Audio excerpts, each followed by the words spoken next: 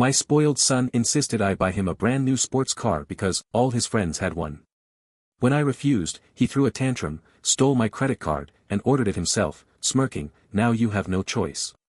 The next day, he watched in horror as a tow truck hauled it away. I held up my phone and said, "Fraud reports work fast, don't they?" I never thought I'd be the parent of an entitled kid. I wasn't raised with money, and neither was my wife. We worked for everything we had. We built a good life from the ground up, and we made sure our son, Ryan, never had to struggle the way we did. I see now where we went wrong. We gave him too much. Ryan was never deprived, but somewhere along the way, he started expecting things. He had his own car at 16, a used 2014 Honda Accord. Nothing flashy, but reliable. Safe. Practical. A good car. He hated it. At first, I thought it was just a phase. He complained a lot about how his friends had better cars. I told him what any reasonable parent would: if you want something nicer, save up for it. I guess he decided to take a shortcut. Ryan came to me one evening, sitting across from me at the dinner table like he was about to negotiate a business deal. "Dad, I need a new car." I sighed, already knowing where this was going. "You have a car." He shook his head. "A 2014 Honda is not a car. It's an embarrassment. I'm literally the only one at school driving something this old." So. He leaned forward, resting his elbows on the table. "Dad, you don't get it. Everyone else has a new car. BMWs, Audis.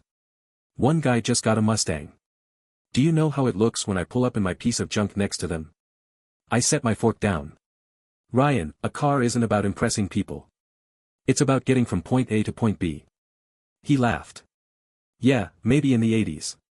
It's different now. It's social status. People judge you for what you drive. And let's be real, you can afford it." That's what really got me. The way he said it. Like it wasn't even a question. Like I owed him a brand new car just because my bank account could handle it. I stayed calm. I can afford a lot of things. Doesn't mean I'm going to waste money on something you don't need.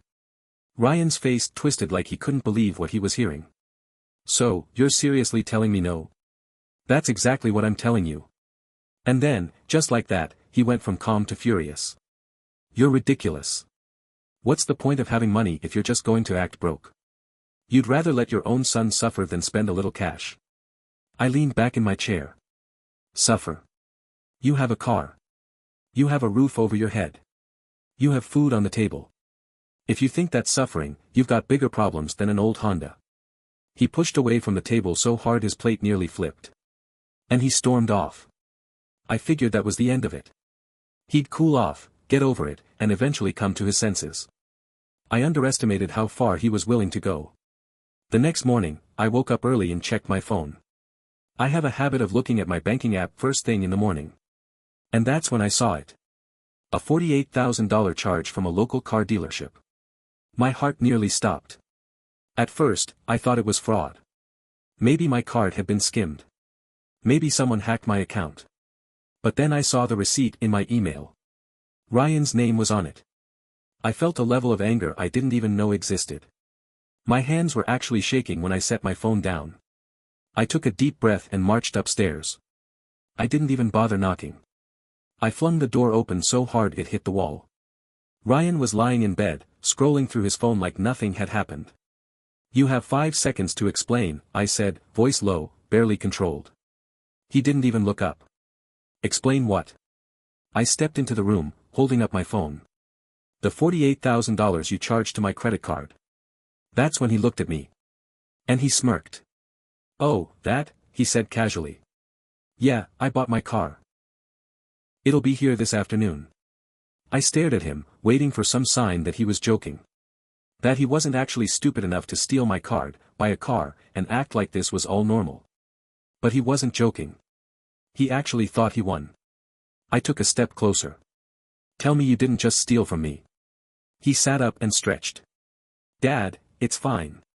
You were being unreasonable, so I handled it myself. And technically, it's not stealing. You're my dad, so it's kinda our money, right?" My vision blurred for a second. I could feel the heat rising in my face. Ryan wasn't just being entitled. He was being a criminal. And worse, he didn't even care. I took a slow breath. You think I'm just going to let this slide? Ryan shrugged. It's done now. What are you gonna do? Return it? You can't. The paperwork's signed. It's mine. You might as well let it go. I stared at him for a long moment. He really thought he had me. He really thought I had no way out. He had no idea who he was messing with. I didn't say another word. I just turned and walked out of his room. Then I pulled out my phone. I dialed my bank first. Hello, I need to report fraud. 30 minutes later, my card was frozen. The transaction was flagged as unauthorized. The money was being reversed. Next, I called the dealership. Hi, this is my name. My son, Ryan, fraudulently used my credit card to buy a vehicle from you yesterday. That purchase was unauthorized. There was a pause on the other end. Then the guy sighed. Yeah, we had a feeling something was off. He was acting kinda weird when he signed the papers. So what do you want to do? Send a tow truck. By noon, the truck was in our driveway. Ryan was thrilled at first. He thought his new car had arrived early. He ran outside, practically bouncing on his feet. Then he saw the tow truck backing up to take the car. His excitement vanished. Wait, what's going on? The driver hopped out. Are you Ryan? Ryan nodded, confused. The guy pulled out a clipboard. Yeah, we're here to repossess the vehicle. Payment didn't go through. Ryan's face drained of color. No. No, you can't do this. This is my car. It's mine. I stepped outside, arms crossed. He spun around, eyes wild. Dad, tell them. This is a mistake. I held up my phone. Fraud reports work fast, don't they? Ryan's mouth opened and closed. His entire body was shaking. Then, in one last desperate attempt, he turned to the driver.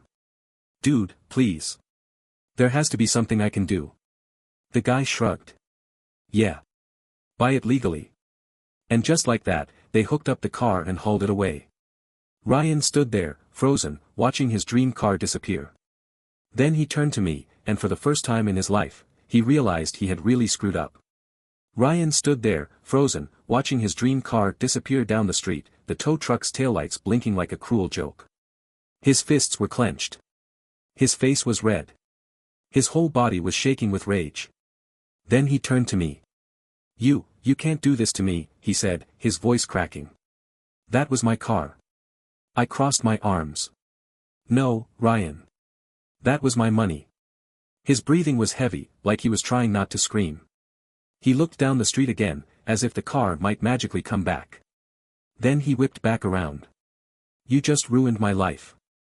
I let out a dry laugh. I ruined your life. You committed credit card fraud and expected to get away with it. What did you think was going to happen? Ryan shook his head, mumbling under his breath. This isn't fair.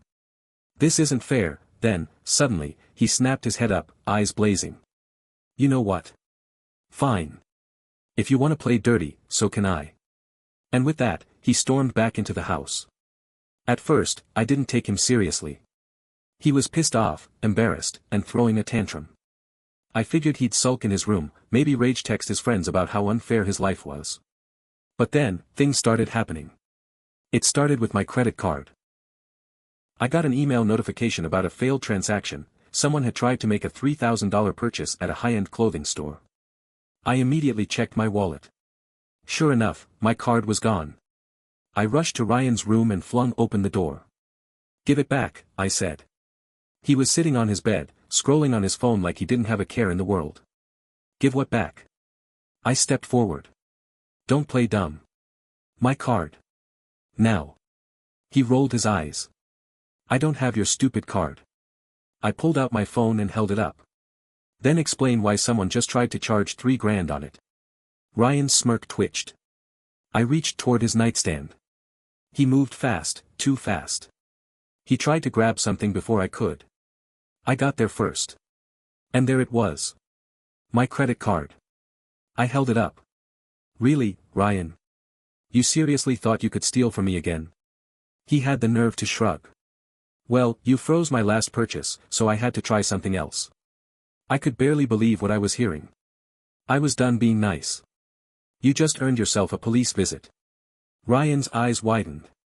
Wait, what? You heard me, I said, already dialing. You want to act like a criminal? Then you can get treated like one. When the cops arrived, Ryan looked like he was going to pass out. He kept pacing, running his hands through his hair, muttering, "No, no, no," under his breath. I didn't press charges, but I had the officer give him a serious wake-up call. This could have landed you in real trouble, the cop told him.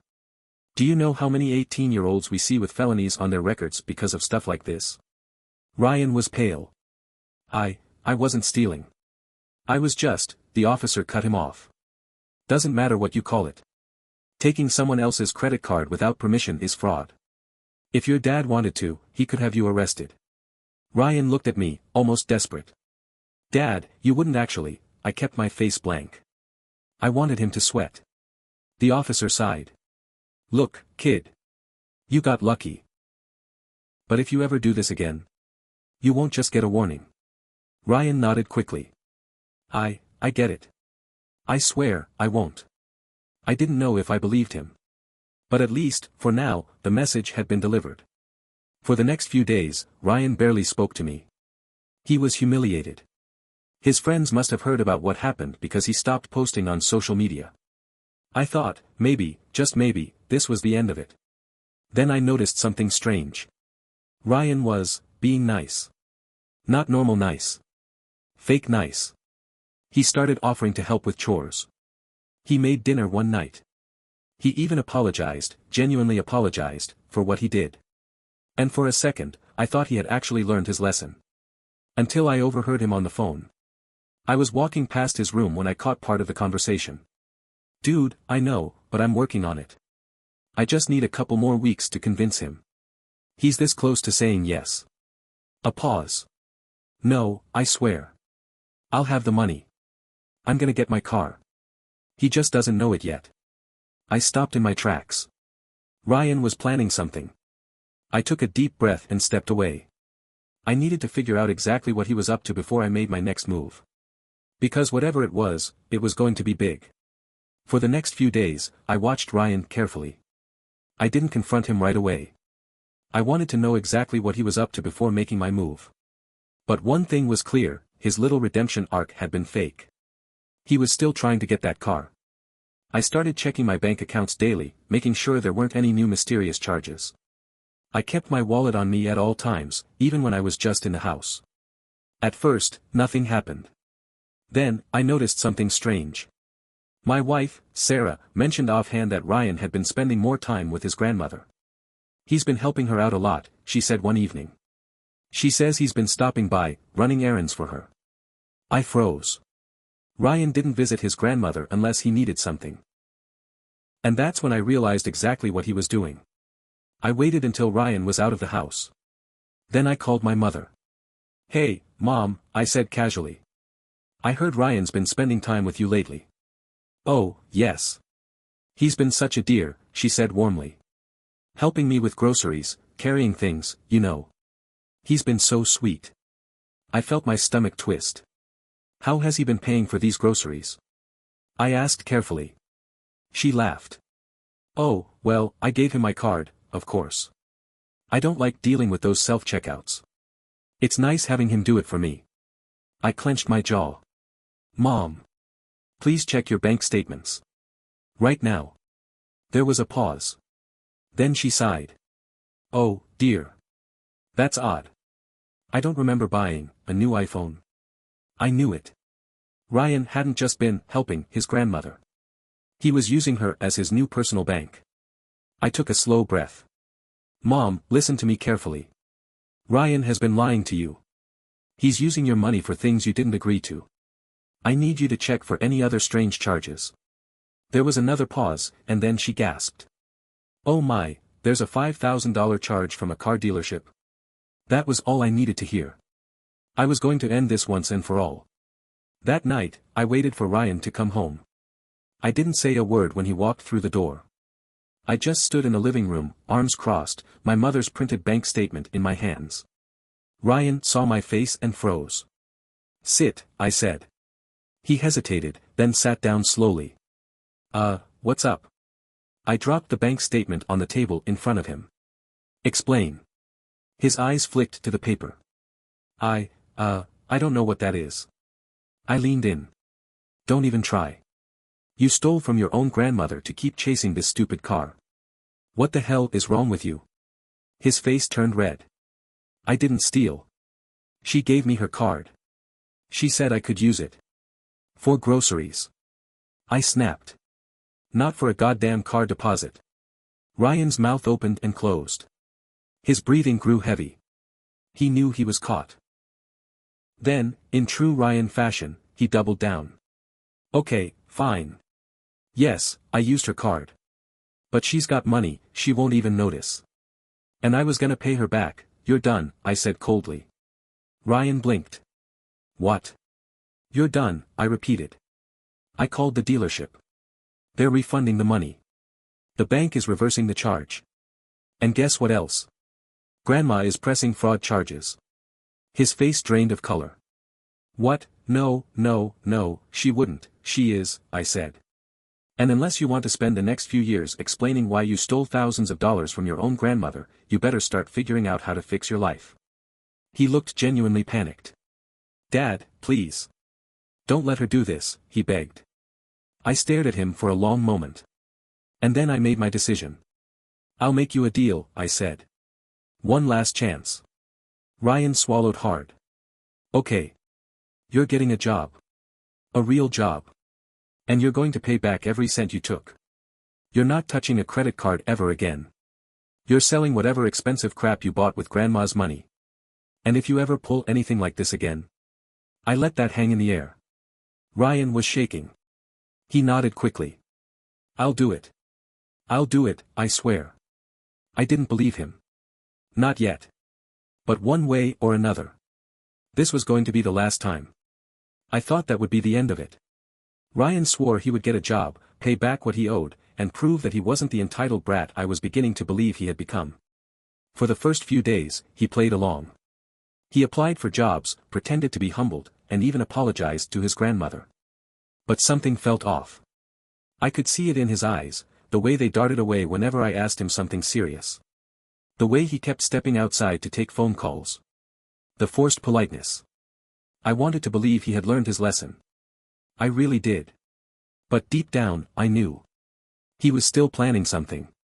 It all came to a head one evening, about 2 weeks after our last conversation. Ryan had been out late, which wasn't unusual. He was supposedly working on job applications, but I wasn't convinced. I had this nagging feeling, this pit in my stomach that wouldn't go away. So I did something I never thought I'd have to do. I went through his things. And in his desk drawer, I found exactly what I had been dreading. A brand new debit card. At first, I thought maybe he had opened a checking account with whatever little money he had left. But then I looked closer. The card wasn't in his name. It was in his grandmother's.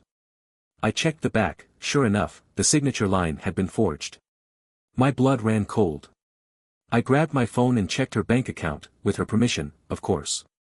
Another $8,000 was missing. I could barely breathe. He had stolen from her again. This wasn't just an entitled kid throwing a tantrum.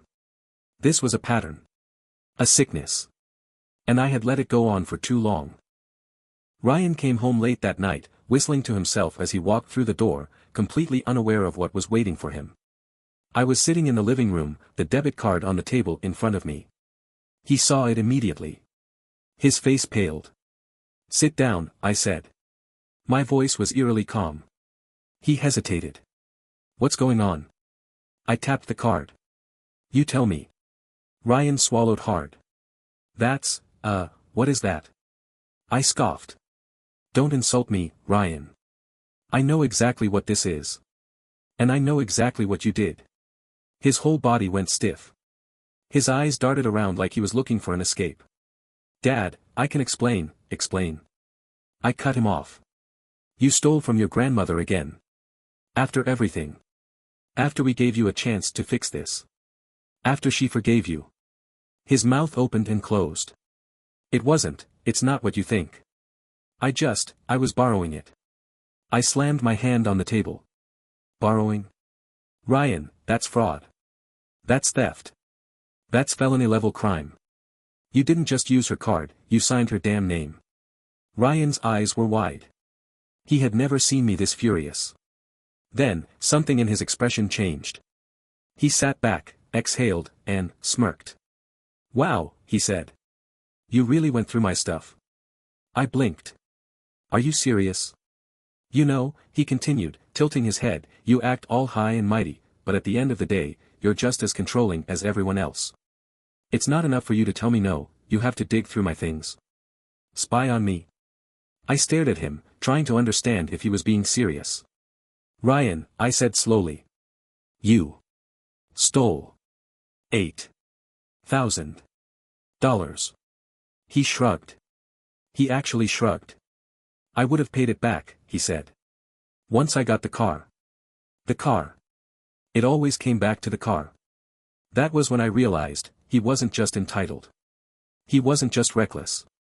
He genuinely didn't care about anyone but himself. I took a deep breath. Ryan. You need to leave. He blinked. What? You heard me, I said. Pack your things. Get out. His smirk disappeared. You're not serious. I am. I pointed at the debit card.